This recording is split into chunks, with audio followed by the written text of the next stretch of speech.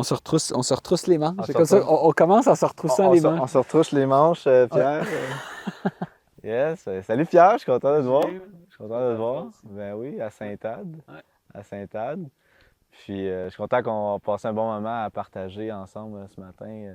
En tout cas, ce midi. C'est ça pourquoi Symbiose est à Sainte-Ade, mais aussi c'est quoi vous faites, vous autres, au comptoir Saint-Vrac. Là. Ouais. Donc, je t'inviterai à te présenter. C'est qui Pierre Robichaud, puis qu'est-ce que tu fais ici à Sainte-Ade? Ben, moi, je suis un acteur. Je suis une personne qui a décidé de prendre action. J'ai eu différentes carrières dans ma vie.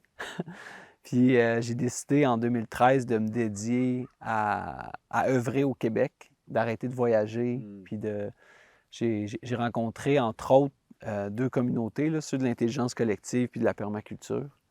Puis j'ai décidé de me dédier à ce mouvement-là, c'est-à-dire il y a des gens qui appellent ça un suicide sociétal, c'est-à-dire j'ai quitté une carrière qui était lucrative, puis pour me dédier à quelque chose qui faisait sens pour moi, parce que ça a beaucoup de valeur. Puis à œuvrer dans le monde de la permaculture, puis en même temps à développer des systèmes agroalimentaires, là, au début, à travers la formation. Fait que je viens d'un background d'enseignement, du volet humain puis technologique.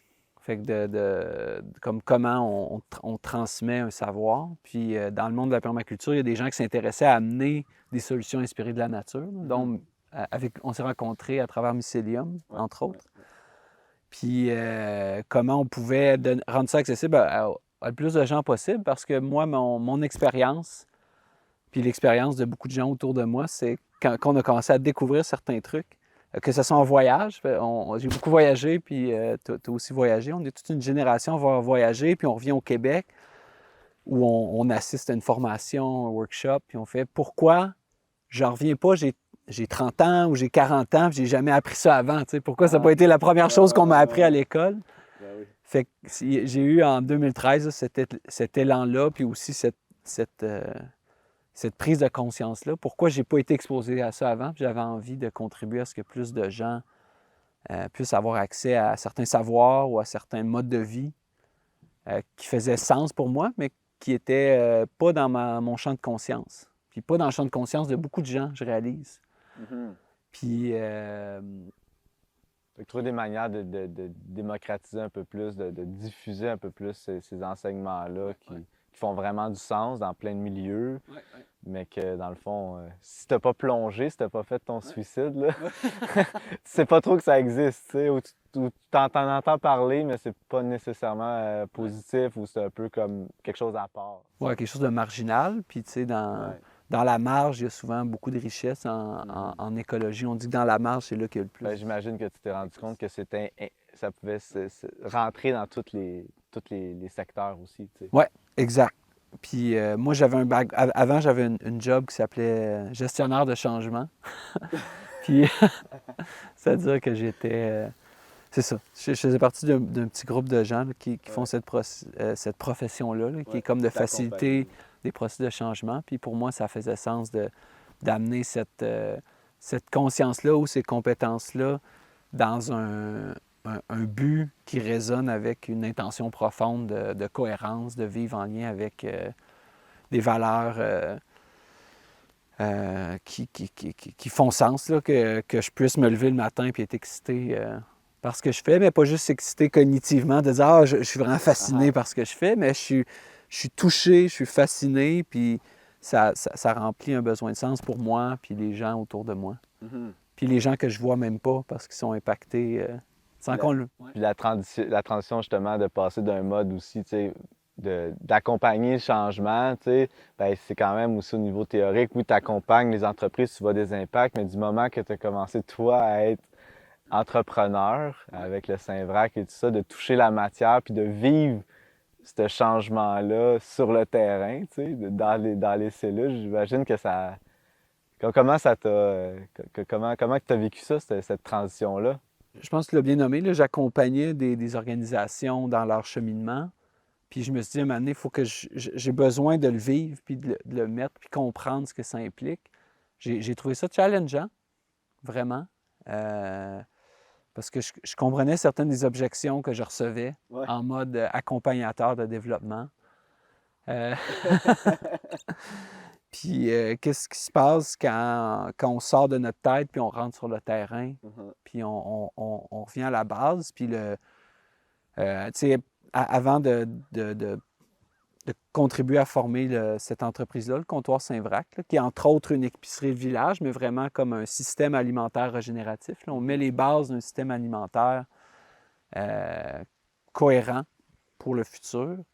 Puis, avant d'aller là, ben, j'avais travaillé sur des fermes, j'avais habité sur des fermes, j'avais coaché des projets d'éducation comme sur des modèles d'agriculture plus régénératifs ou qui vont durables. Pas juste durables, mais... Mais pendant que ça dure, on améliore les conditions. On fait en sorte que ça va mieux, que ça sert davantage le sol, que ça sert davantage la communauté. Mais on s'assure au moins que ça marche. Après ça, de la manière que ça va évoluer, bien là, ça va avoir des impacts davantage positifs que négatifs dans sa croissance. C'est un peu ça l'objectif. Exact. Puis pendant que ça dure, c'est bien dit. Mais ce que je me suis rendu compte, c'est que quelque chose de durable, c'est intéressant, mais quelque chose de régénératif, c'est encore mieux parce que puis souvent, on recevait ce feedback-là. Julien puis moi, on se parle au-dessus. Toi puis moi, il y a une caméra, fait que c'est bizarre.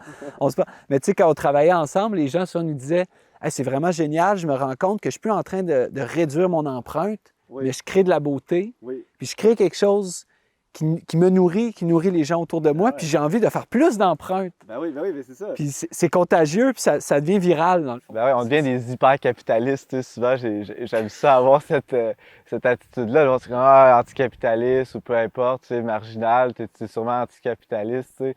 Mais quand on comprend l'économie régénérative, puis la manière que ça fonctionne, c'est que tout peut être ramené à une forme de capital, tu sais, comme justement le capital vivant ou naturel, tu sais, le sol, les arbres, la forêt, etc. Tu sais. Ça a une valeur, puis ça a une valeur qui peut se capitaliser. Fait qu'un sol peut se dégrader, donc se décapitaliser, mais il peut aussi se recapitaliser en créant une agriculture qui va nourrir le sol. Tu sais. Ça, bien, ça s'applique aussi au tissu social, ça s'applique à plein de dimensions de notre vie. Donc, quand on est dans une approche régénérative, on se dit, OK, comment je peux, en tant qu'humain créateur qui aime ça, faire les choses, tu sais, je veux dire, on a quand même ce besoin-là, bien, comment je peux faire pour prendre soin puis amener davantage de capital, mais au niveau des capitaux qui sont essentiels, tu sais, vivant, social, spirituel, puis culturel, comment on crée ensemble le sens, tu sais. Puis expérientiel, dans le fond. Oui, l'expérience, elle devient multipliée par ces interfaces, là, tu sais. Puis dans l'expérientiel, je parle aussi de l'expérience de vie. Puis là, présentement, on est à la Ferme dans le vent, un projet qui est émergé suite au Comptoir Saint-Vrac. Puis à travers ce projet-là, il y a plusieurs projets qui ont pris naissance. Mais quand on vient ici, on dit souvent qu'on est à la ferme familiale qu'on n'a pas eue. Ouais. Puis qu'on redécouvre des savoirs que nos grands-parents avaient. Mes parents ont grandi sur une ferme en Acadie. Mes deux parents ont grandi sur chacun une ferme. Là. Ils n'étaient pas frères et sœurs, ils étaient dans deux communautés. Mais ils ont grandi sur des fermes.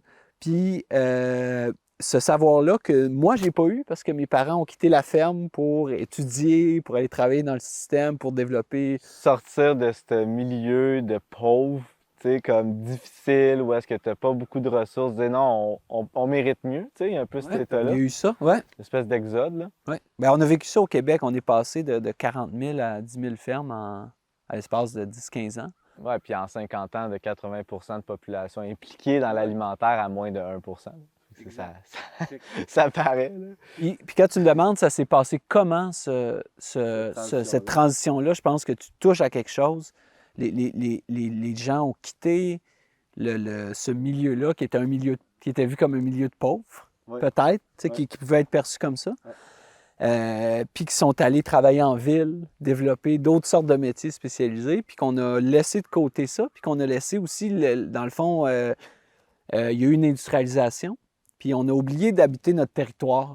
On a oublié ce que c'était, mais la transition, je la trouve challengeante parce que ça demande de prendre des compétences puis de les transférer vers d'autres choses, de réapprendre des savoirs, de se repositionner, mais aussi travailler dans une économie qui était abandonnée. Fait que si l'agriculture, par exemple, ou les systèmes alimentaires ont été industrialisés, bien, l'aspect artisanal a été marginalisé, mais il faut remettre de l'énergie, il faut renourrir le sol pour que ça reprenne. Là. Fait que l'étape de renourrir le sol, même si ici à Saint-Adrien, le terreau était fertile pour des initiatives, malgré ça, on vit dans un petit milieu, puis on se questionne sur comment on développe des systèmes économiques, socio-économiques, qui vont être durables dans le temps, puis qui vont permettre de donner une naissance à un modèle qu'on appelle rétro-futuriste. C'est-à-dire qu'on observe de ce qui se faisait le mieux avant. Là, je parle de nos grands-parents, mais je parle aussi, il y a 500 ans, il y a 2000 ans, ici en Amérique. Il y avait des pratiques qui étaient ici qui leur ont permis de cultiver des écosystèmes nourriciers que quand l'Européen est arrivé, il n'a même pas été capable de voir que c'était un écosystème parce que c'était au-delà de leur capacité de percevoir. Ils ont vu la beauté, la richesse, puis ils ont dit il faut conserver ça, on va le maintenir tel quel, on va arrêter d'intervenir. Puis là, ça avait créé des désastres parce que justement, l'humain n'avait plus sa place ou ne prenait pas son rôle écologique dans l'équation. Fait qu'il y a eu une perte de biodiversité, puis dans le fond, après ça, il n'y a plus de bouffe non plus. Ça va pas mal. Fait que comment on se reconnecte avec ça? Puis à travers le comptoir Saint-Vrac, qui est, que je dis, c'est une épicerie de village, on a développé un modèle qu'on appelle une entreprise régénérative. Comme je pense que Symbiose aussi, on s'identifie comme entreprise régénérative. Oui. Puis la première fois que j'ai entendu ce terme-là, c'est quand, Julien, tu m'avais demandé d'être ton mentor pour un projet où tu avais besoin d'un mentor sur une recherche que tu faisais sur l'entreprise régénérative. Puis je me souviens, ma réponse a été je ne sais pas ce que ça veut dire, mais je suis vraiment intéressé à travailler avec toi. Je suis intéressé de voir ce que tu peux m'apprendre, puis si je peux t'aider à quelque chose, tant mieux. Puis de le cadrer pour que ça parle à des fonctionnaires ou puis un comité de sélection pour jeunes volontaires là, avec le ministère du Revenu, je pense. Oui, c'est ça. Puis là, ce qu'on est en train de faire, je pense que cette expérience-là d'entrer en lien ensemble nous a permis d'allier nos forces, nos perspectives, puis qu'on contribue à développer des modèles d'entreprise régénérative. Tout à fait. Puis, tu sais, dans le processus de création de modèles régénératifs, peu importe c'est quoi, que tu fasses un jardin de permaculture, là, tu sais, il y a des questions qui se posent. C'est que du questionnement. Tu sais, dans le fond, le processus, c'est ça. On se pose des questions, mais on se pose des bonnes questions qui nous orientent vers des solutions qui font du sens. C'est genre, comment je fais pour faire une entreprise de fermentation? C'est différent comme question que genre, comment je fais une entreprise de fermentation qui va avoir un impact social, un impact environnemental, puis qui va préserver des savoirs traditionnels. Là, on vient détailler la question plus complexe, puis ça nous oriente vers un modèle qui va être tout à fait différent. Puis là où est-ce que ça devient intéressant, c'est quand on a certaines questions qui sont, mettons, des macro-questions, puis qu'on évolue dans le processus, puis qu'on continue à se reposer ces questions-là, puis se rencontrer dans des collaborations, des choses comme ça, bien là, on vient à pousser plus loin encore les possibilités, tu sais, de faire « Ah ouais, tu sais, comme il y a un exemple, on vit l'exemple d'une solution, puis elle devient comme notre vision, en tout cas, moi je le vis, là, tu sais, ma vision, elle se précise, elle se complexifie. On dirait que je suis capable de même répondre à des questions dans d'autres domaines d'activité, tu sais, parce qu'il y a comme cette espèce de sens commun puis de complexité qui vient se connecter ensemble. Fait que j'apprécie beaucoup ce processus-là de partir de c'est quoi ça, régénératif? Alors, on le vit, puis on a des défis, puis on tente d'y répondre encore une fois avec les mêmes maudites questions complexes. On devient des chercheurs action, des chercheurs dans l'action, puis on entreprend. On passe, je pense qu'un des défis, c'est de passer d'une culture de consommation à une culture de production. Je pense de prendre, mais aussi de dire, je prends, je consomme, ou je crée une production, puis je partage. Je crée des surplus, puis d'autres gens peuvent... je peux soutenir des gens qui ont ce besoin-là, qui peuvent consommer, ou eux-mêmes, puis là, je parle du comptoir Saint-Vrac, mais utiliser cette plateforme-là pour s'entreprendre, pour développer leur propre projet. Puis Puis ça, c'est un des volets vraiment importants dans la posture qu'on adopte. Puis en le faisant, des fois, on dit qu'on construit l'avion, tu sais, en volant, tu sais, on se lance en bas puis on construit l'avion parce qu'il n'y avait pas de manuel d'emploi pour développer tu sais, le modèle d'entreprise que tu as développé ou le comptoir Saint-Vrac, tu sais, une épicerie où les gens peuvent participer, une épicerie libre-service 24 heures, participative, basée sur la confiance, puis qui régénère son terroir social, économique, agricole en s'activant, c'est-à-dire en devenant des acteurs. Puis pour moi, c'est la seule façon que je peux faire de l'activisme. Je ne suis pas une personne qui aime beaucoup aller dans des manifestations. J'ai une préférence. Ouais. C'est parfait. C'est bon. C'est ça, j'ai une préférence pour manifester dans le monde, puis m'activer en travaillant sur des projets concrets. C'est un peu une forme, moi j'appelle ça l'artivisme. L'artivisme? Entrepreneurial. Ouais, l'artivisme. C'est parce que tu as des artivistes qui vont être plus dans le domaine culturel, tu sais, le domaine, tu sais, créer des événements ou même faire de l'art engagé. Mais au niveau entrepreneurial, on est dans une perspective créative. Tu sais, on est vraiment, on joue avec les concepts, on joue avec nos ressources, puis on tente de créer quelque chose qui est inspirant, au même titre qu'une toile, une pièce, puis qui donne le goût aussi d'y aller, tu sais, de faire, ben moi aussi, ah ouais, tu me permets de m'impliquer. Dans le fond, il y a déjà une ouverture à ce que je puisse m'impliquer, ça a l'air vraiment cool, ben c'est clair que je dis oui, puis je jump in, tu sais. C'est ça qui nous permet un peu, dans le fond, de régénérer le tissu social à travers ça, tu sais, dans l'implication, de reprendre le partir du 0, je sais pas combien de pourcents de gens qui s'impliquent en alimentaire, puis de le faire monter par des voies plus accessibles que l'endettement sur une ferme, par exemple. Tu sais.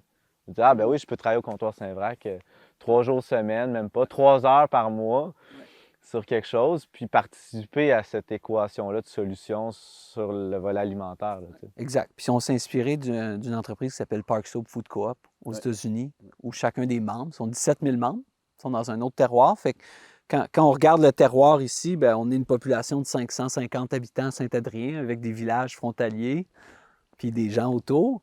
Bien, on n'est pas à New York. Puis comment ce modèle-là d'épicerie participative s'applique dans notre contexte? Puis ça a été une source d'inspiration. Puis là-bas, ils sont 17 000 membres, puis chaque personne contribue à raison d'un minimum de 3 heures par mois pour devenir membre puis avoir accès à faire leur épicerie là-bas. Fait qu'il y a des chefs cuisiniers qui font 2 heures de route par mois pour aller là parce qu'ils trippent sur la qualité des légumes. Puis Oui, ça, il y a des incitatifs aussi à avoir accès à ces aliments-là. C'est pas juste on fait partie d'un mouvement, fait que c'est cool. C'est comme, non, il y a la fraîcheur, il y a la qualité, il va y avoir aussi une diversité que tu ne trouveras pas ailleurs, il va y avoir des coûts, des prix qui vont être plus avantageux, des activités aussi. Exact. Puis comme la célébration du kimchi, le modèle, si on revient au modèle économique, là, si on revient à la base de l'économie que tu as étudié avec Conrad dans votre projet, Conrad qui est un des fondateurs, qui est l'initiateur du comptoir Saint-Vrac. Et aussi des célébrations du kimchi avec moi. Là. Puis le concept de l'économie, oikos anima, la gestion de la maisonnée, de dire quel type d'interaction on crée, puis comment on gère notre communauté, notre maison étant les lieux où on habite. Le nid, la communauté c'est ça. Aussi, là, mais le nid est là. Fait que d'avoir des activités comme la production participative de choucroute, de kimchi, de fermentation. De n'importe quoi, finalement. C'est ça. Nous a inspiré 2 semaines avant, j'en parlais tout à l'heure, mais de faire, il y avait un des membres qui participe déjà à l'épicerie, qui, lui, avait une presse à pommes. Puis on a fait notre première production de jus de pomme. Là. On a fait 330 litres de jus de pomme local. Puis l'an prochain, on va inviter les gens à venir avec leurs pommes de leur verger, leurs pommes ou une cueillette de pommes sauvages. Puis on va faire, au-delà du jus, des pommes, des compotes, des tartes. Puis, dans le fond, on a réussi à développer un modèle où les gens peuvent venir contribuer où ils viennent apprendre, contribuer. Puis en même temps, bien, ça sert à créer du volume puis une production pour être capable de distribuer. Fait qu'on on a l'aspect communautaire, ce qu'on voit souvent, la production communautaire, les cuisines collectives. Mais qu'est-ce qui se passe si on prend ça puis on rajoute une valeur économique et financière à ça qui contribue à créer de la richesse pour tout le monde, à créer des emplois, puis à garder nos emplois localement. Puis partout à travers la planète, je suis sorti du pays cette année, puis j'étais en Italie, puis dans le petit village où ma copine a grandi. J'ai vu toutes les petites épiceries qui n'existent plus dans les petits villages. C'est ça aussi, parce que on a exporté notre économie vers un modèle différent. Puis là, on s'en est rendu compte il y a quelques années. Puis la question qu'on se pose, c'est comment on peut viabiliser un modèle comme ça dans le temps. L'image que j'ai eue, c'est genre un ado là, qui est parti sa brosse, puis il revient à la maison. Oui. C'est comme, on a abandonné le système alimentaire. Puis c'est correct dans le sens que c'est une époque qu'on a vécue, etc. Il y a cet exode-là, mais c'est comme là, on revient à reprendre une responsabilité de ce quoi qui nous nourrit. Puis là, de se rendre compte, en fait, qu'en ayant laissé aller ça, on a favorisé comme un mot à dit défi. Là. C'est comme pour régénérer ça, pour revenir, là, non seulement arriver à comme trouver le juste milieu dans le volume pour que ça vale le coup, dans le coût pour rejoindre notre clientèle, dans un village où est-ce qu'il n'y a pas tout le monde qui ont des revenus assez élevés, mettons, pour se payer de la bouffe bio et toute cette affaire-là. Fait que, dans le fond, le jeu dans lequel on a choisi de jouer, là, la complexité de régénérer le système alimentaire, c'est tout ça, le coût de l'énergie, les coûts de production, le type de production. Est-ce qu'on va en grande surface, en petite surface? On passe par des distributeurs ou pas? Il y a tout cet enjeu-là que là, on rattrape. Puis là, en le rattrapant, en créant l'avion en plein vol, puis là, on est comme, dans le fond, vous autres, vous avez une force de distribution, vous autres, vous avez une force de production, OK, il y a des résidus alimentaires quelque part que je vais mettre en lien avec quelqu'un que je sais que ça pourrait aider. Fait que là, tranquillement, on bâtit notre écosystème, puis on bâtit finalement l'infrastructure logistique qui permet à ce que ce soit viable, puis que finalement, on a des retombées, là. C'est pas juste on crée plein de jus ensemble, puis finalement, le jus, il se gaspille parce qu'il n'y a personne pour l'acheter, il n'y a personne pour le boire. C'était un buzz, puis c'est pas périn, finalement. C'est pas durable. Puis c'est là où, quand tu parles des infrastructures logistiques qu'on met en place, c'est là où la force d'être allé, je peux parler pour moi puis pour d'autres gens autour de moi, c'est-à-dire la force d'avoir travaillé dans différents pays, de faire du développement communautaire ou travailler dans des petits villages, de travailler pour des grandes entreprises, puis d'étudier les formes de gouvernance, de prise de décision, les structures organisationnelles. Bien ça, c'est comme si on amène ce que je réalise, puis on le voit présentement, là, il y a il y a plein de jeunes qui ont des maîtrises puis des doctorats qui quittent leur emploi pour aller étudier en agriculture. On le voit de plus en plus. Fait qu'il y a beaucoup de gens qui sont allés étudier ou pas, mais qui ramènent ces compétences-là, puis qui disent, moi, je vais me dédier à quelque chose, puis je vais recréer un modèle économique qui fait sens. Mais ça prend, quand tu parles d'un suicide sociétal, je pense que ça prend juste on appelle ça un saut de foi, là, un leap of faith, puis dire, il y a quelque chose qui fait sens pour moi, puis je vais avancer là-dedans. Puis c'est ça la force de l'entrepreneur, puis c'est ça que j'ai appris dans les dernières années, c'est que tu te lances, puis tu te dis, OK, je m'en vais vers là, je ne sais pas exactement comment on va le faire, où ça va nous mener, mais en le faisant, on apprend des compétences, on apprend à faire des miracles à tous les jours. J'ai un ami qui a développé une entreprise qui s'appelle Solution RA, qui bâtit des maisons, qui dit à chaque jour, on fait des miracles. Mais c'est comme comment on apprend, on devient meilleur à faire des miracles. Puis, juste le fait de produire ensemble, ça nous demande de comprendre un peu aussi la réglementation autour de l'agriculture, aller se certifier au ministère de l'Agriculture pour dire quand on produit, comment ça peut, comment on peut respecter certaines normes qui font que les gens restent en santé. Mais en même temps, on prend ça. Puis pour moi, c'est la première étape du modèle régénératif, c'est respecter les règles. C'est comme s'intéresser aux règles qui sont en place. S'intéresser aux règles, je dirais. Oui, s'intéresser. Parce que respecter les règles, ce qui arrive, c'est que probablement que les règles sont là pour évoluer. Ouais, la exact. plupart du temps, c'est ça. Exact. Puis si on les respecte sans les questionner, ben là, peut-être qu'on passe à côté d'une opportunité de faciliter un processus qui a besoin d'être facilité. Exact. Puis de renforcer des éléments qui sont importants de nommer. Tu tu laves tes mains, ben, c'est important. Oui, exact. Peu importe c'est quoi tu fais comme transformation alimentaire. C'est ça. Tu mets ton filet. Tu mets ton filet. Si t'es un barbu comme Julien, tu mets ton filet à barbe, puis tu commences par ça, tu sais. Pourquoi on fait ça? C'est la base. Après ça, ben là, tu sais, on peut rentrer dans des questionnements de genre, c'est quoi que ça prend pour faire de la choucroute genre de base. Puis là, ben, je me fais dire, ben, ça te prend un plafond, un plancher, des surfaces dures lisses lavables, un assainisseur, puis de l'eau chaude. Ouais. Bon, ben ça, je peux avoir ça en plein milieu d'un champ. Ouais. Tu sais, j'ai pas besoin d'une grosse bâtisse que je loue à 8$ du pied carré si je suis chanceux pour faire de la choucroute, tu sais. Ouais, exact. Puis là, en connaissant bien ces règles-là, on peut les emmener à un autre niveau. Exact. Puis démystifier autour, tu sais, le monde, il me pose la question dans le team. Ben là, le MAPAC, mais le MAPAC, là, relax, le MAPAC, là, tu sais, comme...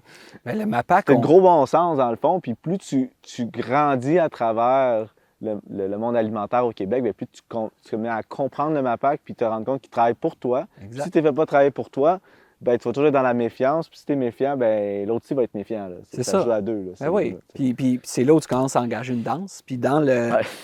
Danse contact. C'est ça, la danse contact, oui. Puis dans la gouvernance participative, puis je vais utiliser le mot gouvernance. Pour moi, la gouvernance, c'est comment les règles se créent et se modifient. Uh-huh. Fait que ce que tu as parlé par rapport au ministère de l'Agriculture, c'est qu'on met en place l'initiative. Il y a des règles qui ont été créées dans le temps. Puis en interagissant avec eux, on contribue à faire évoluer ces règles-là parce qu'on leur amène des réflexions aussi. Fait que dans le fond, puis on peut avoir des espaces où ces trucs-là peuvent évoluer. Des projets d'innovation qui peuvent évoluer. Exact. Fait que dans le Saint-Vrac, moi, un modèle, une partie vraiment importante pour moi de l'entreprise régénérative, c'était d'explorer la gouvernance, mais aussi la notion de propriété. Ouais. Fait qu'après avoir développé quelques coopératives, après avoir œuvré aussi avec des organismes à but non lucratif, dont Mycelium, je me suis questionné sur comment utiliser le levier de l'entreprise privée comme un levier, parce que dans le fond, l'entreprise privée, c'est un outil, c'est un véhicule, comme la coop, comme l'OBNL, comme la fiducie, c'est des structures légales. Puis il y a des gens qui développent des projets sans structure légale, qu'on appelle structure informelle, ou en tant que travailleur autonome. Puis comment on peut prendre ce véhicule-là, puis apprendre à le comprendre, puis en faire un bon usage, parce que j'ai remarqué que toutes les terres autour de chez nous étaient achetées par des portefeuilles d'investissement, des holdings. Je dis, ben là, si on n'est pas...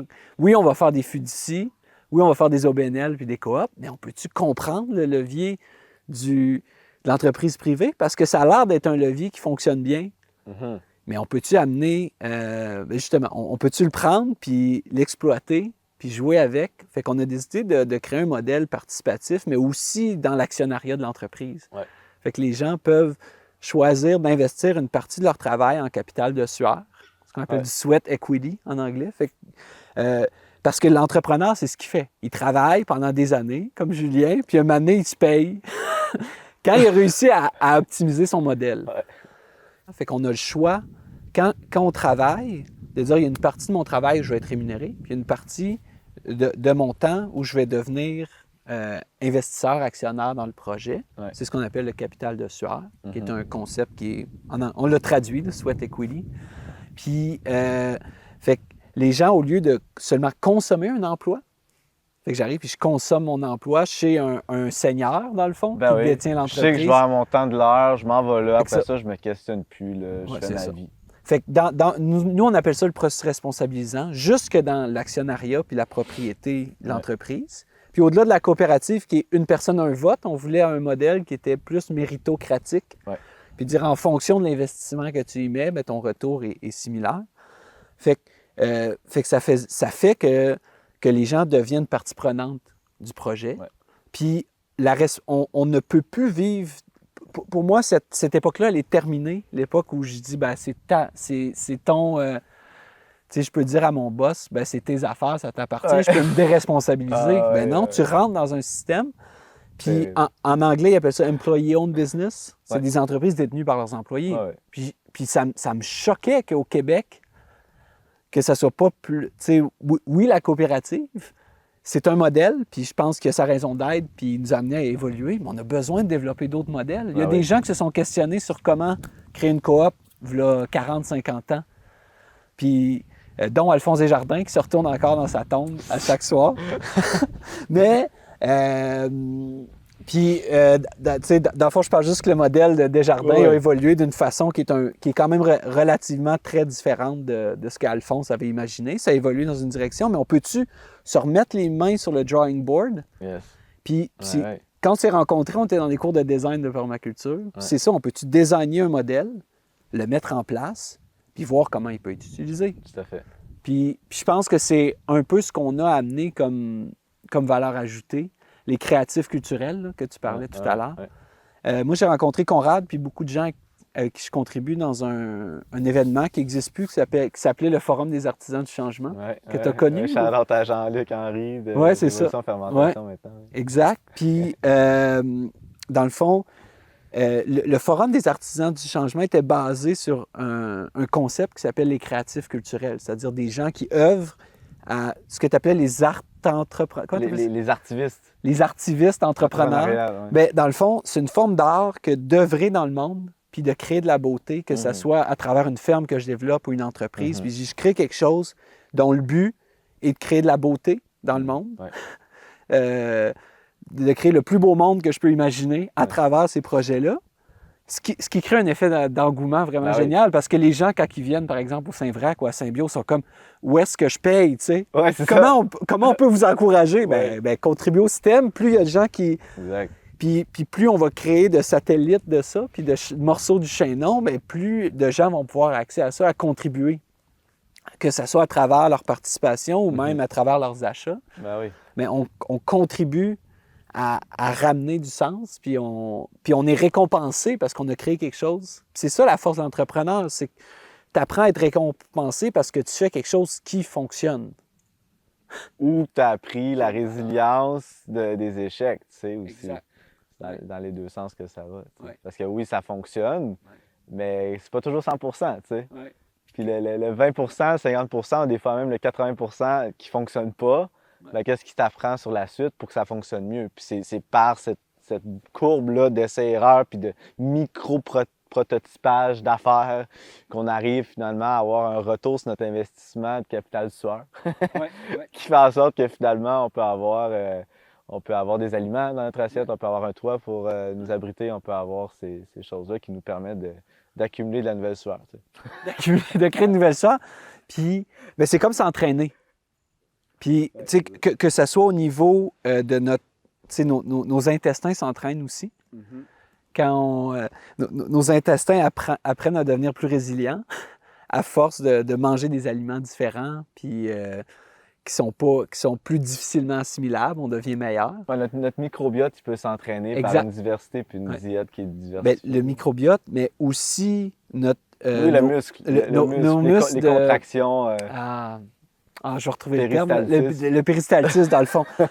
On peut, souvent, les gens qui commencent à manger des légumineuses ou des légumes moins cuits, ils ont plus de difficultés. Puis, dans le fond, mais c'est aussi la digestion des micro-organismes. Parce que, tu sais, dans les légumineuses, tu vas avoir des gaz qui vont être générés, tu vas avoir tout ça. Puis là, le corps, il fait que, je suis pas habitué de voir ça.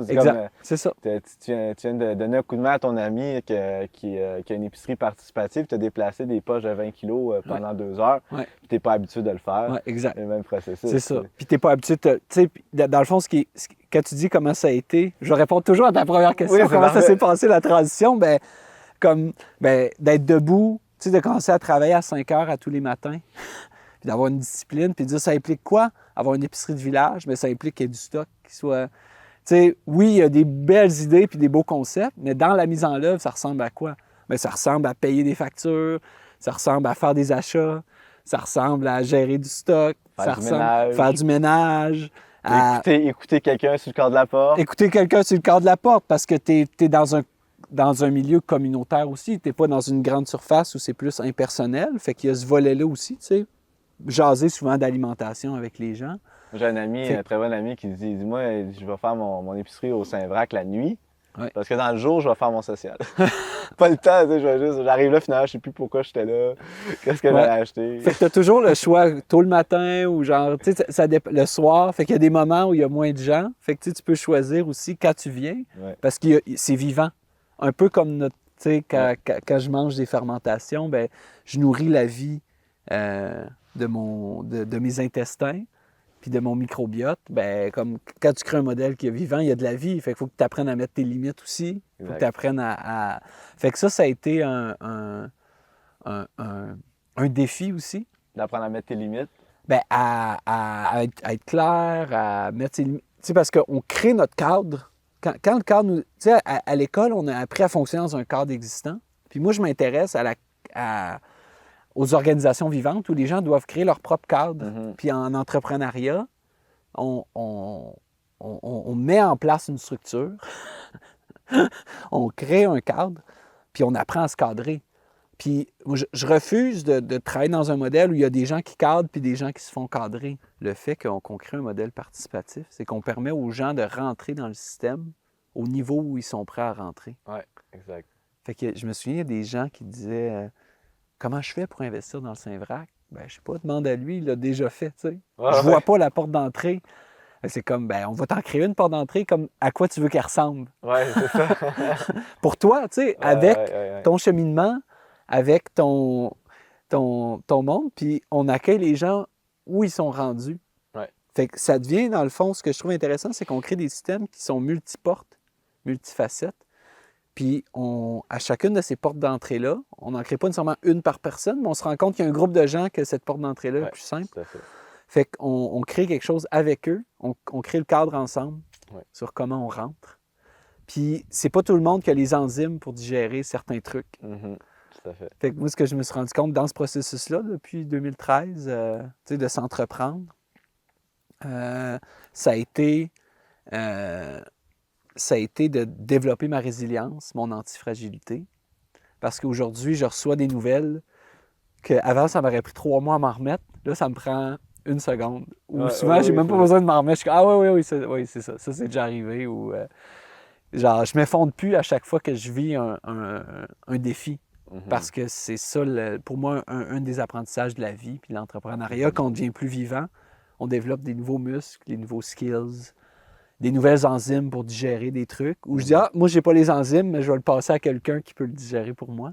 Mm-hmm. Fait que puis je fais souvent le parallèle avec soit la santé des sols ou notre système digestif, dans le fond, notre capacité à assimiler puis intégrer, puis à ramener de la vie dans nos vies.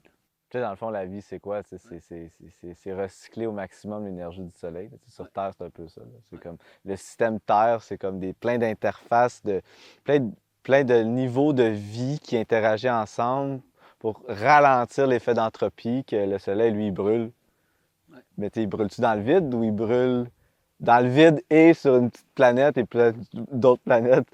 Puis que cette énergie-là, elle est recyclée. Puis par l'effet du recyclage, ben là, ça en stimule d'autres, etc. C'est le plus jusqu'à l'infiniment petit de qu'est-ce qu'on peut faire avec ce petit résidu de bout de patente-là qui pourrait servir quelqu'un d'autre. Ouais. Puis en mettant en place des structures, des infrastructures, je vois ça comme un arbre. Fait qu'on on devient un arbre. Puis il y a des gens qui peuvent profiter de notre ombre. Ouais, exact. Puis on peut créer des symbioses avec d'autres acteurs. Mais c'est en le développant qu'on découvre quelles sont ces symbioses-là. C'est en le faisant qu'on apprend comment le faire. Puis à chaque fois que quelqu'un nous dit « ça ne fonctionnera pas », avant, il y avait quelque chose qui se sentait abattu. « Ah, ça ne fonctionnera pas. » Je me suis dit 3 fois que ça ne fonctionnera pas. Puis avec le temps, il y a comme... Puis, ben, des fois, ça crée l'inverse. « Ah ouais, ça ne fonctionnera pas. Je vais te montrer que ça va fonctionner. » Puis maintenant, il y a comme une réaction un petit peu plus calme. C'est comme « Ah, ben merci, tu as peut-être quelque chose à m'amener. » Oui, c'est ça. Tu sais, selon toi, qu'est-ce qui ferait que ça ne fonctionnerait pas? Ouais. Puis amène-moi cette richesse-là parce que tu disais une information que j'ai pas. Fait que je te vois plus comme un ennemi, je te vois comme un allié qui dit « Hey, moi, je perçois que ça pourrait pas fonctionner. » Ben, amène-le, mais fais partie de la solution. C'est ça. Fais pas juste me dire que ça fonctionnera pas. Puis j'ai levé le ton. Parce qu'on reçoit souvent ça, c'est comme, ben là, fais pas juste me dire que ça marchera pas, amène-toi, puis t'as-tu envie que ça marche? Puis si tu dis que ça marche pas, puis que t'as pas envie que ça marche, ben OK, mais si t'as envie que ça marche, puis tu me dis que ça marche pas, viens amener pourquoi ça marche pas, puis genre, ta contribution est vraiment valable parce que t'as un angle mort que moi, j'ai pas. Peut-être que t'as un meilleur odorat ou une meilleure ouïe. Ou t'as entendu dire que T'as ça entendu marcherait dire que pas. ça marcherait pas. Est-ce que c'est comme tu me dis que ça marchera pas parce que tu comprends le mécanisme qui fait en sorte que ça marche pas? Ouais. Ou tu dis que ça marchera pas parce qu'un autre cadre te dit que ça marcherait pas, puis tu répètes ça. Puis la plupart du temps, quand on répète quelque chose qu'on s'est fait dire, ben on n'est pas nécessairement tant que ça, dépendamment des gens, mais tu sais, ouvert à débattre. Parce que, ou tu sais, à débattre ou voir c'est quoi le problème, tu sais. Non, mais ça marchera pas, on m'a dit que ça marcherait pas. Tu sais, on revient sur la même cassette versus faire comme, ben, je me suis fait dire que ça marcherait pas, mais tu sais, j'ai aucune idée dans le fond. Ouais. Je sais, c'est ça. Puis là, après ça, ben, si quelqu'un a une connaissance de pourquoi que ça marchera pas, ben, souvent, le détail technique qui fait en sorte que ça marcherait pas, ben, il te donne une piste de solution pour qu'est-ce qui marcherait. Puis là, t'es avec une innovation, tu sais. Il y a une femme, une aînée hier, une femme qui était impliquée dans la communauté au niveau politique, qui m'a dit, ça m'a touché, ça faisait longtemps que je n'ai pas entendu ça, c'est vous autres l'avenir de demain. Puis là, ça fait, ah ouais, c'est vrai. Puis on est aussi, tu sais, je pense que toi puis moi, on est un peu les représentants de la génération Y, là, ou je sais pas trop si Moi, on je est suis un là-dedans. millénial, Ouais. Mais moi, je me retrouve un petit peu entre le X et le Y. Puis tout Ouais. Mais le why, c'était comme de se poser la question pourquoi. Ouais. Puis nos parents, quand ils demandaient pourquoi, ils se faisaient dire. Souvent, ça venait une claque derrière la tête. Ouais, Ça veut genre, dire c'est de même, ça doit fonctionner de même. Puis voyons que tu vas remettre ça en question. Puis on a comme. Ce qu'on veut, c'est pas jeter le bébé avec l'eau du bain. Mhm. Fait que, tu sais, d'honorer la partie. Moi, ça me fait rire les gens qui. Ben, je vais essayer de le dire en tout respect, tu sais. On s'associe à une idéologie de dire hey, moi, je suis conservateur, moi, je suis innovateur. Ben, je suis comme, ben, tu peux-tu comme conserver quelque chose qui va bien, puis innover quand c'est le temps d'innover? Ouais, c'est ça. On peut-tu évoluer comme en temps de culture en disant, en temps de culture, puis dire, hey, ce bout-là, ça serait important de le préserver parce qu'on s'est demandé pourquoi on faisait ça. On a regardé la réponse, puis on a dit, hey, ça serait le fun de garder ça. As-tu envie de vivre ça dans le futur? Ben, gardons ça, tu sais. Jetons pas le bébé avec l'eau du bain, comme on a fait au Québec. Ouais. Avec tu sais, on a comme jeté la spiritualité à travers l'Église. Avec toutes les valeurs sociales. Avec toutes les valeurs qui venaient avec. Exact. Tu sais, c'est comme, puis là, on se demande pourquoi on est en quête de sens. Ben, dude, c'est comme il y avait quelque chose d'important là-dedans. Tu sais, peut-être que dans l'application, il y avait des trucs à faire évoluer. Puis c'est un passage oublié. Tu sais, ça a été notre passage. Ah oui, là, puis c'est ça, puis c'est à travers ça. Ouais. C'est ça, fait que quand vient le temps de... Puis dans les modèles, des fois j'utilise le thème organisation vivante, mais c'est basé sur une approche qui s'appelle la psychologie intégrale ou développementale. Puis quand on évolue, on se rend compte qu'il y a un moment où c'est bon de préserver, il y a un moment où c'est bon d'innover, puis il y a un moment où c'est bon... Attends. Ben, tu sais... j'ai pas... Il y a un autre pôle que j'ai oublié, mais... Là, si tu innoves ou tu conserves, ouais. Il y en a un que tu te questionnes, je sais pas. Il y en a un que tu maintiens, que tu fais de la maintenance, c'est quelque chose, non, ça c'est de la conservation. Et... Ben, dans les pôles d'organisation vivante, là, souvent c'est conserver, qui est un petit peu comme le rôle du fonctionnariat, dans le fond. Les systèmes en place, maintenir le système en place. Puis il y a certains systèmes qui méritent d'être maintenus. Ben oui. Puis il y a la partie qui est plus l'entrepreneuriat, qui est le pôle du développement, de l'innovation, de l'efficacité, de la méritocratie. Puis il y a un autre pôle qui est le pôle vert, qui est le pôle des valeurs, dans le fond. Oui, le sens de tout ça. Ce qu'ils appellent l'économie sociale, là, de dire comme ramener le volet communautaire, ramener ce ça revient à la mission, dans le fond. Exact. Et au bassin de valeurs avec lesquels on joue, qui dans le fond, crée nos limites. Exact. Notre cadre. Puis pour avoir évolué dans ces différents milieux-là, un des défis du paradigme vert, c'est que l'ego devient identifié, puis là, tu penses que tu es meilleur que tout le monde. Ouais. Fait que ça, c'est un... Puis on a... En tout cas, on peut être...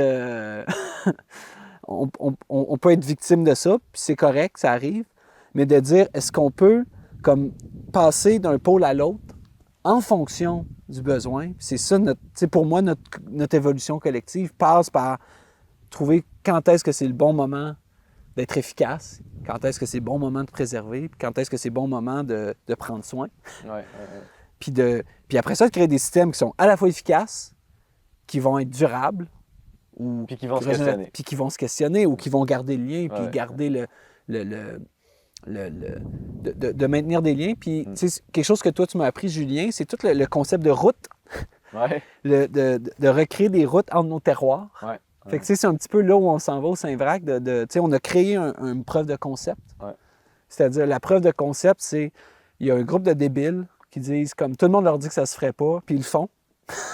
Ça, c'est débile dans le sens, genre, les gens souvent disent, moi, j'aurais pas fait ça, tu sais. Ouais. Je me serais pas lancé là-dedans, Ouais. tu sais. J'aurais pas plongé. T'aurais pas digéré cette grosse faiblesse. J'aurais pas digéré où.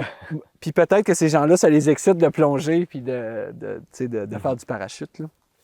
Fait que, dans le fond, ça prend des gens qui disent, ben on va démontrer que ça se fait dans un endroit où ça s'est pas encore fait de cette façon-là. Mhm. Puis après ça, c'est comment on pollinise ça. Ouais. Puis on parle beaucoup, Ben après ça, c'est comment on consolide ça. on consolide. Puis après ça, on peut pas C'est ça. Parce que si on prend pas le temps de consolider puis de Ouais. renforcer, Exact. on s'éparpille.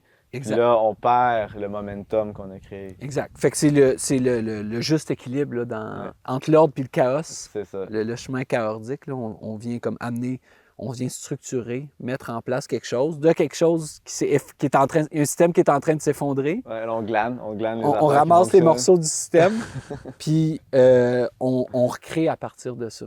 Puis on Mhm. structure, puis on met en place quelque chose qui est résilient. Puis est là la consolidation, je pense. Ouais. Résilient, c'est-à-dire qu'il est capable de résister à des perturbations, puis Ouais, antifragile. de rebondir. Ouais.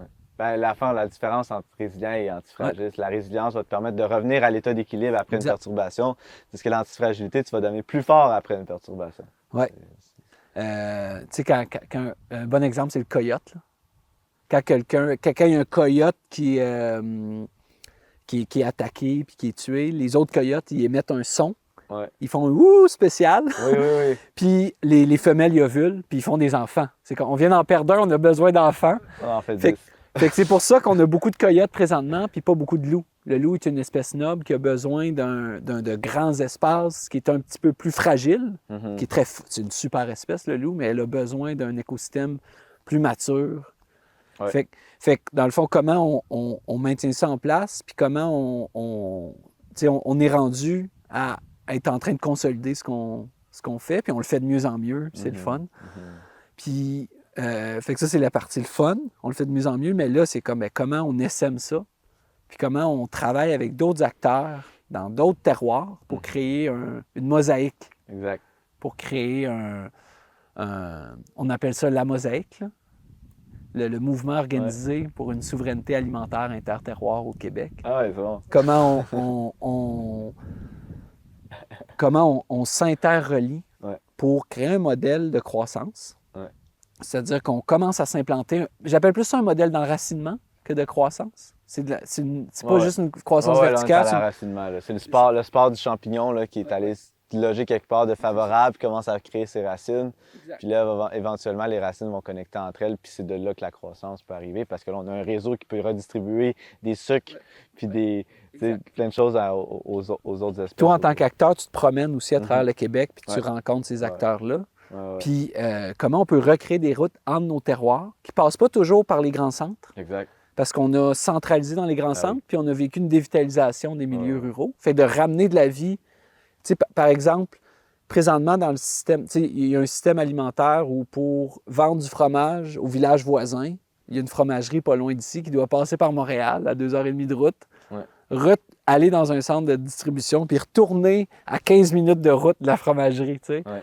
Parce que le système n'est pas basé sur l'unité de mesure, elle est provinciale, mettons. Oui, mais c'est ça, il y a l'effet de densité, Exact. puis après ça, il y a l'effet de réglementation. Ouais. Puis après ça, il y a un effet aussi de manque de services Exact. dans certaines localités. Mettons les abattoirs, c'est un cas, là, qui fait en sorte que là, tout ça ensemble fait en sorte que tu peux même pas acheter le fromage directement de ton voisin, parce qu'il faut que ça passe par l'autre. Pour que toi, en tant qu'épicerie légale, il faut que ça aille par là. Ouais.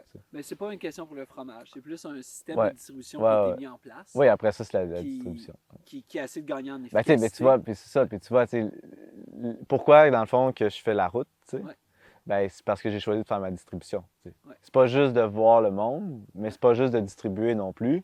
C'est de dire, OK, comment je peux stacker ces fonctions-là, tu sais, ajouter des fonctions à mes déplacements. Puis finalement, ben, le fait que je prends la route pour distribuer mon produit fait en sorte que c'est sûr que mon voisin à 15 minutes va l'avoir avant Pierre à l'autre bout, mais je vais passer par chez Pierre directement. Ouais. Fait que le kilométrage que je fais, il n'est pas genre par-ci, par-là pour centraliser des grosses affaires, il est pour essaimer tout le long puis assurer qu'il y a une proximité là-dedans. Ouais. Tu sais. En écologie, ils appellent ça des îlots de biodiversité, Ouais, c'est ça. puis des corridors de C'est biodiversité. ça, exact. Fait que dans un désert alimentaire, Ouais. ce qu'on a fait, c'est qu'on a commencé à créer des îlots de biodiversité, c'est-à-dire des lieux de production, des lieux de distribution, des hubs, Ouais. hub, H-U-B en anglais. Fait que ces îlots de biodiversité-là sont un endroit où il y a des espèces qui peuvent s'abreuver, Mhm. se nourrir, aussi comme contribuer. Littéralement, c'est comme quand je suis sur la route, là, puis là, j'arrive à Sainte-Anne, là, Ouais. ben, c'est le petit wrap là, dans le frigo, je le prends, tu sais, parce que je sais, il faut que je me rende à Québec, tu sais. Puis là, je passe par Trois-Rivières, puis là, j'arrête à la ferme Oranda, le micro-pouce, puis les autres font des jus vraiment bons, fait que là, c'est clair, je me pogne un jus, tu sais, puis là, je continue la route. Ben, sur la route, moi, je laisse en arrière du kimchi, du tempeh, des affaires, puis là, je m'allège en cours de route, puis là, j'arrive quelque part, puis là, on me reload de quelque chose, puis là, je repars avec ça, puis là, on continue, tu sais. C'est comme l'oiseau. Moi, un moment donné, j'avais désigné ma vie quand j'étais comme toi, un peu plus semi-nomade. Là. J'étais beaucoup sur la route, puis mon design de vie était basé sur l'oiseau migrateur Mhm. qui se promène d'endroit en endroit, puis là, il mange des baies. Fait que là, Ouais. il fait comme Ah, il y a du pain bina ici. Fait que là, il mange du pain bina, puis il fait caca plus loin. Ouais. Fait que là, plus que tu aimes le pain bina, plus que dans 5 ans, tu vas avoir des fruits de pain bina pour toi puis tes enfants. Parce Fait que que t'en as semé à travers T'en as tes semé cacas, tu sais, c'est à ça. travers, puis au-delà même au-delà de ta propre vie, tu sais, le logo du Saint-Vrac, c'est des glands de chêne. Ouais. Puis cette année, on a offert à chacun des membres un chêne pour nourrir un arbre à noix, un chêne ou un noyer, mais pour nourrir des gens puis des générations sur 300 ans ou 500 ans. Mhm. Puis que dans le futur, on a des porcs en pâturage, comme en Europe, Mhm. qui mangent, que les porcs qui sont en pâturage ici peuvent manger Les noix. des noix, des fruits qui ont été plantés par nos ancêtres. Fait que moi, je souhaite être cet ancêtre-là. Ouais, c'est Tu sais, clair. je souhaite nourrir, Mhm. qu'on mette en place des systèmes qui vont nous nourrir, qu'on sorte d'une économie extractive où on vide nos forêts, mais on remplit nos forêts, Ouais. on revit nos forêts, puis on les réhabite. Fait qu'on vient de créer un pôle au-delà de la conservation. Mhm. La- Oui. je pense que la conservation, elle a sa raison d'être. Puis ça nous a permis de comprendre quelque chose, mais les peuples qui vivaient ici avant n'étaient pas dans une logique de conservation, étaient une logique de on vit notre territoire, c'est notre garde-manger. Fait que je mets comment je fais pour mettre des petits fruits? Ben, j'en replante là-bas parce que je vais en avoir pour mes enfants. Fait qu'on pense, tu sais, si on est capable de penser un petit peu plus loin qu'un trimestre, Ouais. puis Puis comment, dans le fond, payer tes actionnaires? Parce que tu es dans une entreprise classique avec de l'actionnariat qu'il faut que ça paye. Ouais. Mais là, le paiement à tes actionnaires, vu que tes actionnaires font partie de la mission intrinsèque, puis que cette mission-là, elle s'est mis des limites écologiques, bien là, tout à coup, on va dire le capital gagné pendant le trimestre peut être moins, je ne sais pas combien financier, puis plus, je ne sais pas combien écologique, social, tu sais. Dans le sens qu'il y a une évaluation trimestrielle qui est différente, là, mais qu'après ça, quand tu te projettes sur le long terme, bien, tant que tu as réussi à te maintenir au niveau financier, bien, l'impact que tu as, il est beaucoup plus grand. Ça revient à tes chaînes puis tout ça. Là. Quand je regarde l'entreprise d'une façon holistique, ça vient du mot holon, c'est-à-dire un foie, c'est un holon, c'est-à-dire c'est une entité autonome. Ouais. J'ai-tu vraiment fait ça? Ouais. Parce qu'on est à l'envers aussi, ici. J'ai un foie ici, à droite, Okay. pas à gauche. Ça, c'est mon estomac. Fait que mon foie, dans le fond, c'est une entité en soi qui a des besoins puis qui est fonctionnelle. Elle a besoin du reste du corps, mais elle est fonctionnelle. Fait que dans quelque chose d'holistique, mais je considère l'aspect financier comme le sang. Ouais. Fait que j'ai un cœur qui pompe. Ouais. Ton cœur, tu as besoin qu'il soit fonctionnel, qu'il pompe une bonne capacité, puis tu peux améliorer sa capacité en faisant de l'exercice. Par contre, si je pense à... le meilleur exemple, c'est les hommes les plus forts du monde. sais, les compétitions d'hommes les plus forts du monde, souvent, ces gens-là, ils meurent très, très jeunes, genre 35, 40 ans, parce qu'ils ont un petit cœur, puis ils pompent beaucoup, beaucoup, beaucoup, beaucoup de sang pour leur capacité. Ouais, Fait que c'est comme si on disait, si on ne regarde que le bottom line, là, que la ligne d'en bas, le profit net, si je regarde que ça, ben c'est comme dire de quelqu'un, ben c'est combien de sang tu pompes. Ouais. Puis, il y a déjà un modèle d'entreprise qui s'appelle B Corporation, Ouais. qui est une corporation B, là, Be the change you want to be in the world. People, profit, planet. Tu sais, prendre soin que ton entreprise soit profitable, que tu prennes soin des gens puis de la planète. Fait que tes décisions, légalement, tu es tenu dans chacune de tes décisions, versus si je suis une corporation en bourse. Légalement, je suis tenu en tant que PDG à maximiser les profits de mes actionnaires au détriment. C'est-à-dire que si l'amende, je peux être poursuivi en tant que PDG d'une corporation si l'amende de polluer est moins chère que le coût de polluer. Ouais. Parce que mes actionnaires vont dire, ben, tu n'as pas maximisé mes profits. Ouais, mais j'aurais pollué, j'aurais une amende. C'est combien l'amende? On vient de perdre combien de millions? Légalement, je suis tenu à ça. Fait que c'est le cadre légal corporatif dans lequel on vit. Là. Ça a été.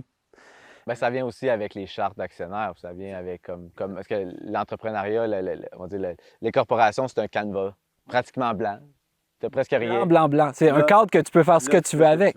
Exact. Oui, OK, ça a été fait pour maximiser les profits de quelques personnes dans la plupart des cas, mais ça peut être fait de manière complètement inverse. Au service, dans le fond, de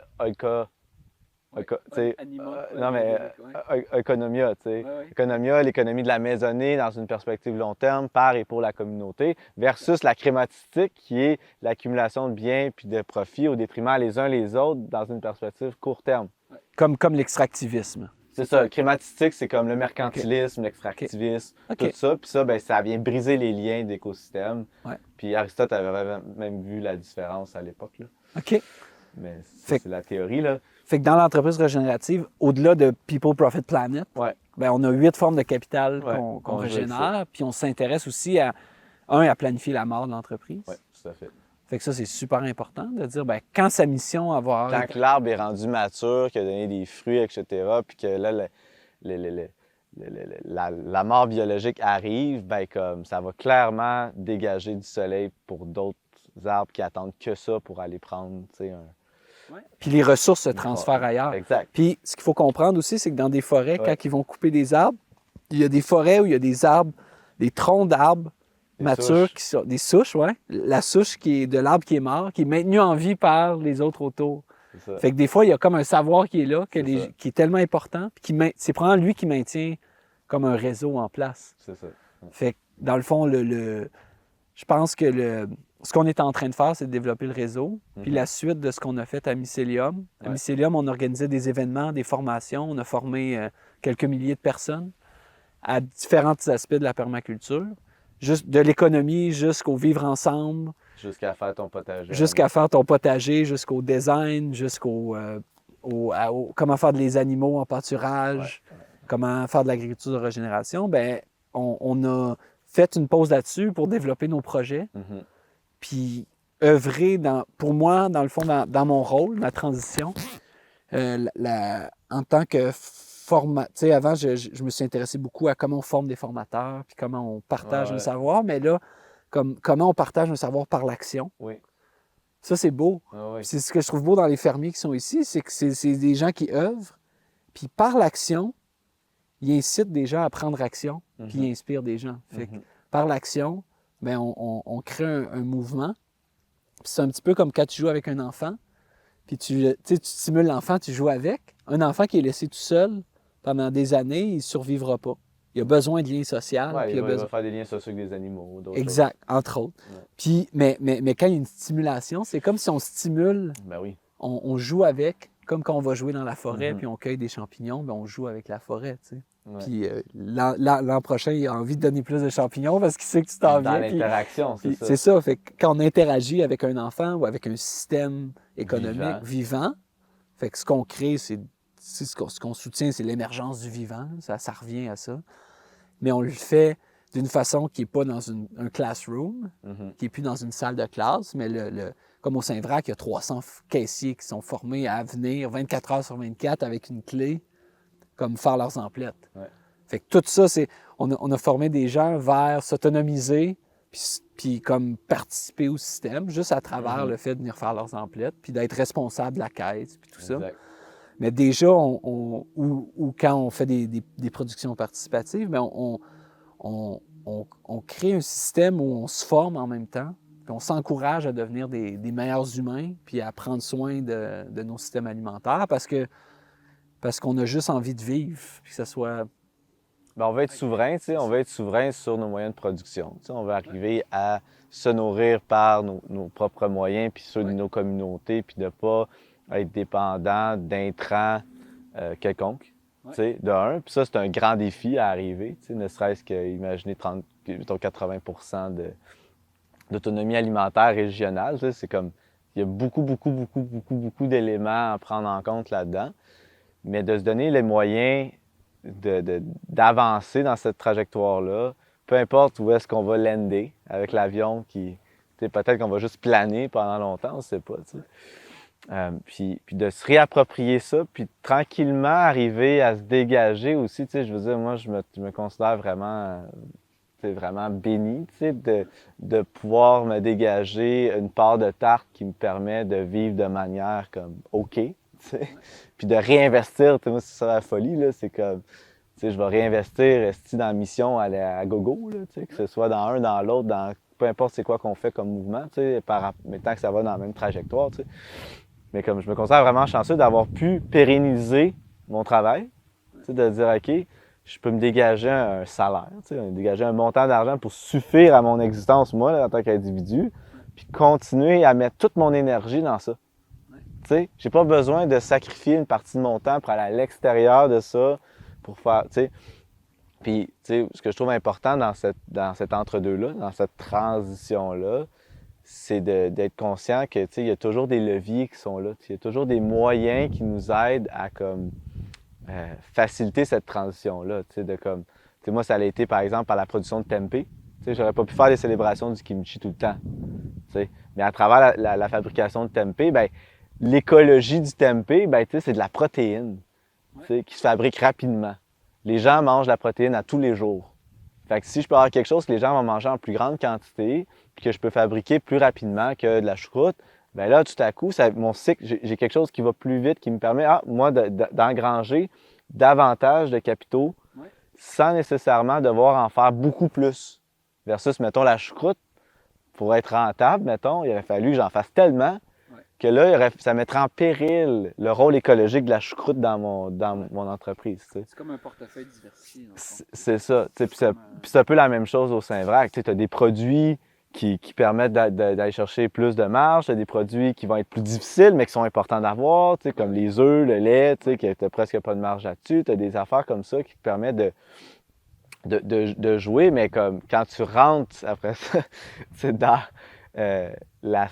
dans la chaîne alimentaire, ben, tu as les producteurs, tu as les distributeurs, tu as les vendeurs au détail, les transformateurs, tu as beaucoup d'étapes.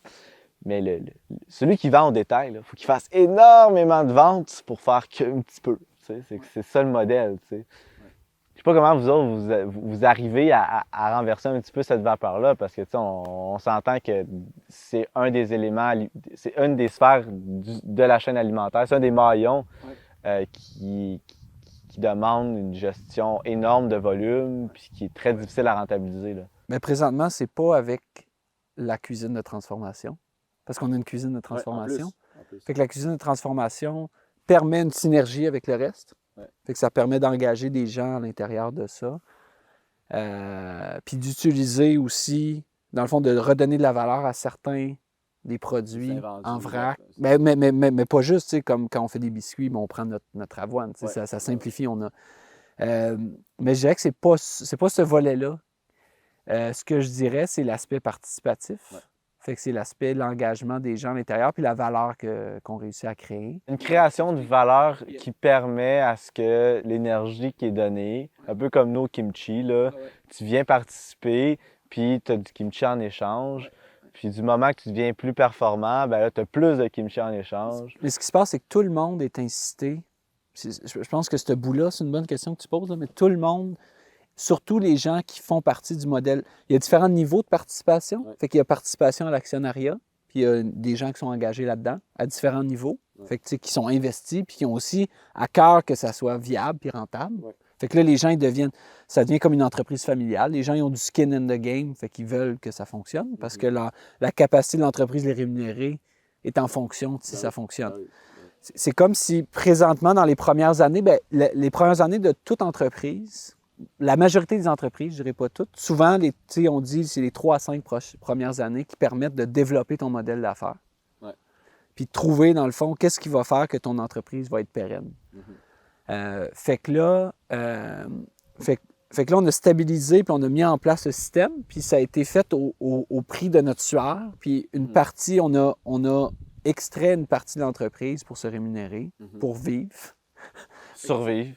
Dans ce cas-là, c'est quand même par rapport aux quantités d'heures que tu donnes versus ce qui rentre, c'est disproportionné. Puis dans le cas du modèle participatif, ce qui aide aussi beaucoup, c'est de répartir les charges pour que finalement, le montant d'argent que tu vas chercher, bien là, il gagne en quantité d'heures, dans le sens que, tu en as moins ses épaules, c'est moins stressant, c'est moins d'efforts juste sur toi, c'est réparti sur plusieurs. Fait que là, c'est correct d'avoir des plus petits revenus si ta qualité de vie est augmentée en tant qu'entrepreneur. Puis dans un modèle où on travaille avec des modèles autogérés, bien, dans le fond, le système devrait être capable de rouler, puis le designer puisse se retirer. Fait que dans le fond, un système qui est fonctionnel, il y a assez de résilience pour ça, qu'on puisse comme comprendre que chacun des volets est pris en charge.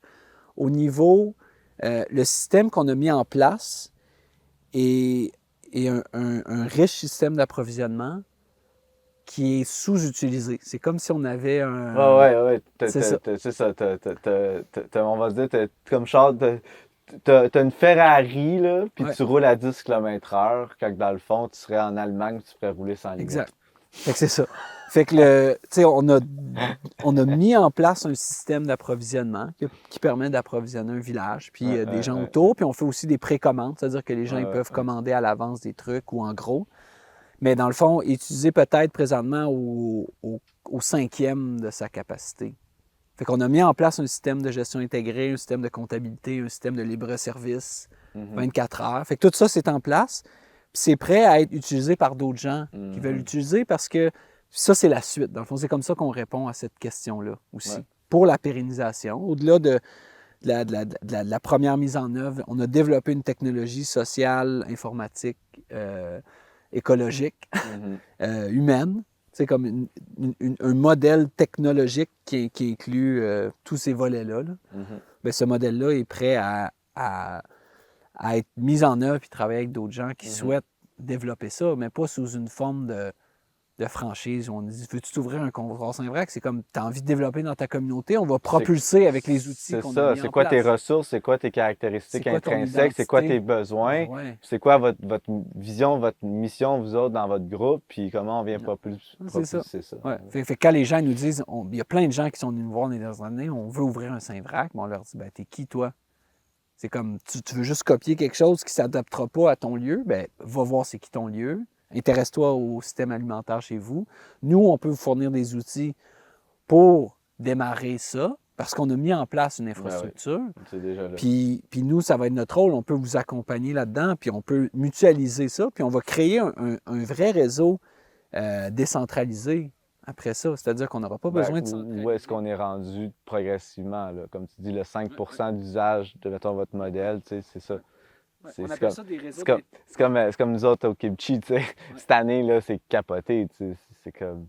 Vous êtes vraiment efficace. On est tellement efficace. Simplement, on arrive sur ben là, il n'y a plus de job, ben là, qu'est-ce qu'on fait, là? Moi, je suis venu pour ça, tu sais, c'est comme, on gère ça, puis c'est comme, ah, mais guys, tu sais, que je fais bien comprendre au groupe, quand on était au Saint-Vrac en fin de semaine pour faire le kimchi, tu sais, je dis, gang, le goulot d'étranglement, c'est pas la production, là.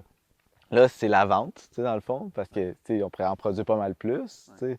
Mais si vous autres, dans vos communautés, dans la région, là, vous partagez de la choucroute, du kimchi, vous en cuisinez, vous en faites découvrir, bien là, c'est clair que la demande va augmenter parce qu'on sait que c'est bon. C'est bon pour nous, c'est bon dans la bouche, c'est bon pour notre terroir. Fait inévitablement, ça va avoir une tangente à grandir. C'est juste de savoir à quelle proportion. On ne veut pas que ça aille trop vite non plus, mais quelle proportion. Puis de manière organique, bien, c'est sûr que si tout le monde s'implique là-dedans, bien là, on va arriver l'année prochaine pour avoir de la job pour tout le monde. Tu sais. C'est un peu ça la blague parce que c'est comme. Comment ça se fait, tu sais, que là, on se ramasse dans un modèle social aussi efficace, low-tech à échelle humaine, bien, c'est parce que les gens en veulent. Tu sais, c'est comme. Si on veut participer, ça fait du sens, tu sais.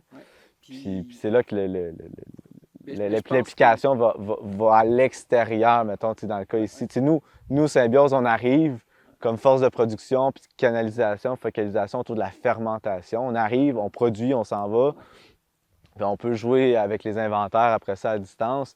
Mais ce qui serait le fun, ça serait que ça sorte, mettons, du comptoir Saint-Vrac, puis que ce qu'on vient faire là, ça dynamise davantage, parce que les gens qui sont venus, ils repartent chez eux avec plein de bouffe du comptoir Saint-Vrac, de la choucroute du kimchi, ils font découvrir, puis là, ça revient au comptoir, et ça vient créer cette espèce de cyclone social, tu sais, qui grandit à force de connaître et en interaction. Tu sais, on a commencé, on a travaillé à créer des liens avec des fermiers qui vont au marché puis qui vendent le kimchi. Puis c'est intéressant parce que Joanie qui a amené une sorte de chou, on a fait une autre sorte de production. Un kimchi traditionnel. Fait que c'est quelqu'un qu'on a rencontré dans une formation de permaculture, qui s'est démarré une ferme, puis qui habite à 45 minutes d'ici. Puis elle a dit, j'ai un surplus de choux.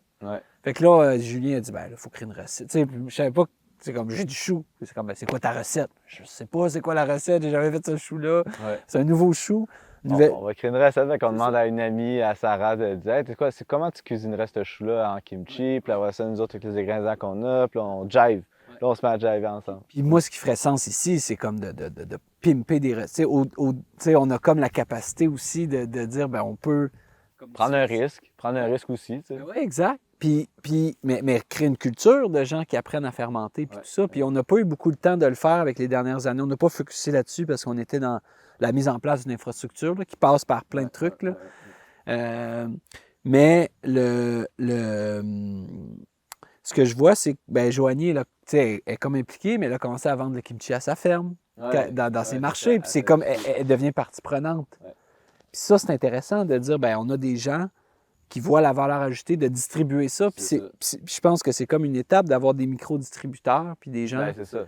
C'est comme dans Charlevoix, par exemple, ben, c'est les légumes du jardin de Cap-aux-Oies avec des champignons de Rose et Lyon qui sont transformés avec nous. Puis ensuite de ça, ben, eux sont autonomes sur leur distribution. Fait que ça fait en sorte qu'ils ont des produits transformés en plus de leurs frais qui se déplacent. Fait que là, ils se déplacent avec une plus grande plus-value, qui vaut le coût du gaz, toute cette affaire-là. Puis de fil en aiguille, ben là, eux, ils rouvrent leur marché. Fait qu'après ça, on en revient puis on fait comme, hey, ça va te prendre une tonne de choux de plus cette année, mon gars, tu sais, parce que là, ce que tu as besoin, ça va prendre ça. Fait que là, le maraîcher en produit plus, tu sais, tout le monde vient. Puis là, on a une forme de croissance là-dessus, mais qui est intégrée dans la capacité du terroir à pouvoir le supporter. On n'arrive pas avec une tonne de choux de l'extérieur pour après ça transformer ça dans un lieu centralisé pour distribuer ça à grandeur du Canada. Il faut que les producteurs soient impliqués. Tu sais, ce qu'on a vécu la dernière fois, tu sais, les producteurs, ils nous ont amené du chou, mais ils n'étaient pas impliqués dans la mise en marché. C'est ça, plus que les producteurs sont impliqués non seulement dans le terroir déjà, tu sais, mais après ça, dans la distribution ou la revente. Oui, parce que là... C'est clairement la boucle qui tourne direct parce que hey, c'est mon légume qui était dans le pot. C'est comme, ben oui, c'est pas nous qui l'avons fait, mais j'étais là quand on l'a fait. J'ai brassé une coupe de barils, mais comme on l'a fait ensemble, c'est notre kimchi, c'est notre choucroute. Il y a vraiment cet effet-là. Puis ce lien d'attachement-là, pour moi, c'est la base de ce que je fais. Moi, je suis un foodie. C'est-à-dire que c'est j'adore cuisiner, puis en tout cas, c'est vraiment quelque chose que j'aime beaucoup, mais ma meilleure façon de cuisiner, c'est de me connecter avec des trucs. Une fois que tu as des bons ingrédients, c'est vraiment facile de cuisiner, tu n'as pas besoin de rien. Tu n'as pas besoin de faire grand-chose, tu sais. Ça facilite Oui, c'est clair. Ça facilite, mais de dire, je suis relié à mon ingrédient. Puis avant, moi, j'étais relié. C'est intéressant, j'étais relié à Heinz, puis à Allen pour les... Mais j'ai été nourri par ces gens-là, en partie. Oui. Puis, tu sais, mon père pêchait puis chassait, fait que j'ai été nourri par ça, mais on était aussi nourri par ces grandes corporations-là. Fait que j'ai une mémoire émotive de ça. Puis ça fait que mon lien d'attachement, il est là.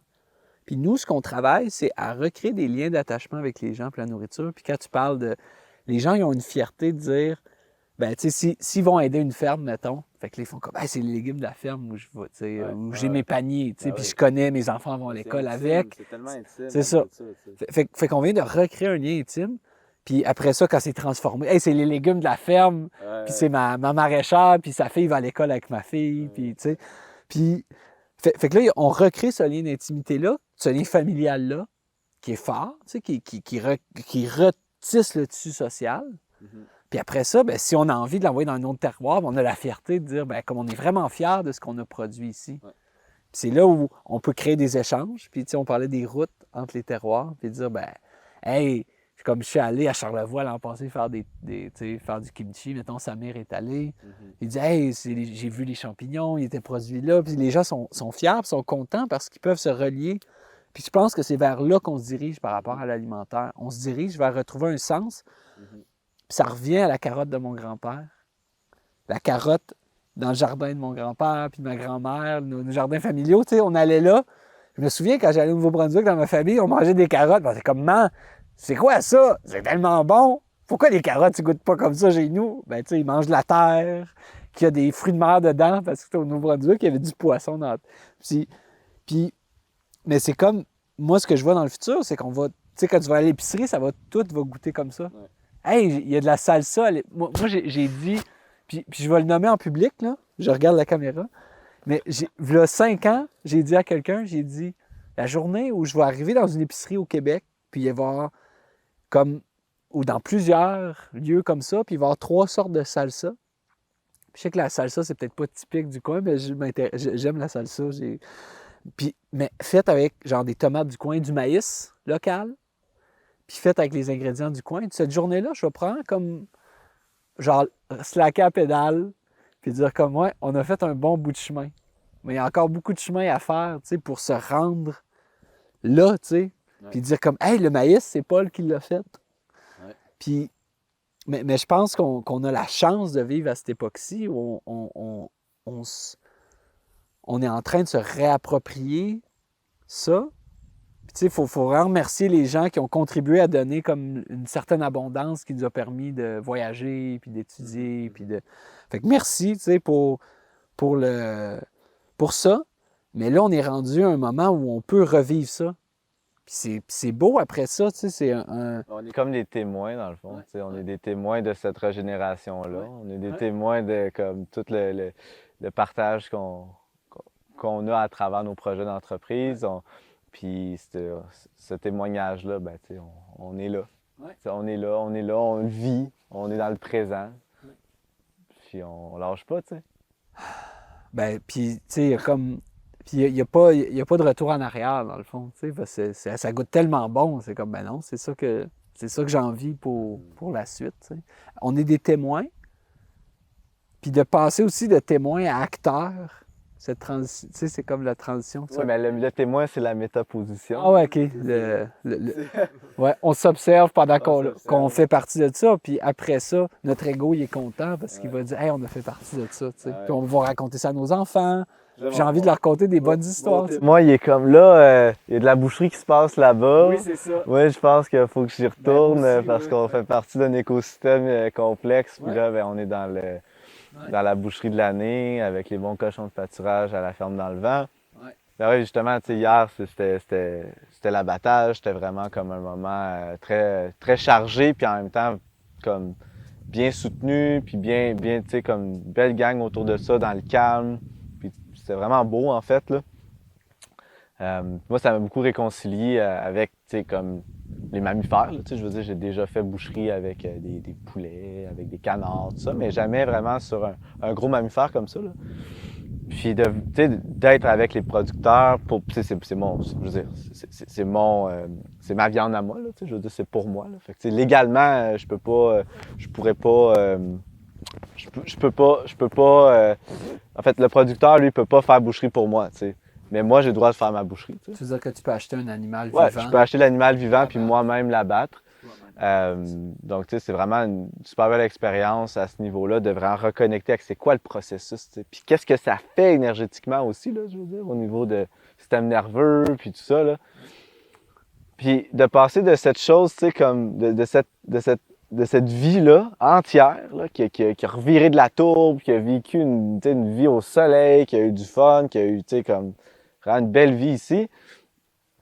Puis, puis là, de le simplifier en des coupes, tu sais, comme à l'amener de ah, ça va être le repas de Noël, puis ça, on va le faire fumer. Puis tu sais, c'est comme là, il y a comme, la vie du cochon vient de se multiplier dans une multitude d'expériences, puis le temps vient de s'étirer, tu sais, il y a comme quelque chose de beau là-dedans que je suis vraiment content de connecter, là. Ouais. Wow! Fait Ouais, il y a que, beaucoup de... C'est drôle quand j'entends ça, je vois juste de l'amour, tu sais. Je vois ouais, juste de... c'est ça qui peut paraître paradoxal, Ouais. mais en quelque part, il y a le lien, tu sais, puis je pense que ce lien-là, tu sais, d'abattre la viande qui nous nourrit, là, c'est vraiment quelque chose en tout cas, qui m'amène à une compréhension plus profonde de comme la vie, la mort, puis ce qu'on fait ici. Tu sais. Parce que moi, je vais mourir un jour, tu vas sûrement mourir aussi. Toi avec, vous autres avec. Fait que ça, on va tout se passer en quelque part. Puis d'être en paix avec ça fait en sorte que justement, tu sais, on vire pas fou avec des défis, puis on se prend pas trop au sérieux non plus, mais on prend soin par contre. Ouais. Ouais, c'est bon de... On va clair avec ça, on se prend pas trop au sérieux parce que c'est un... Des fois, dans ce processus-là, on est tellement engagé qu'on se prend au sérieux. Fait que de sortir la carte du coyote une fois de temps en temps, puis dire on se prend un petit moment au sérieux. Merci Pierre. Yes, Julien. Toujours un plaisir. Toujours un plaisir, clairement. Yes.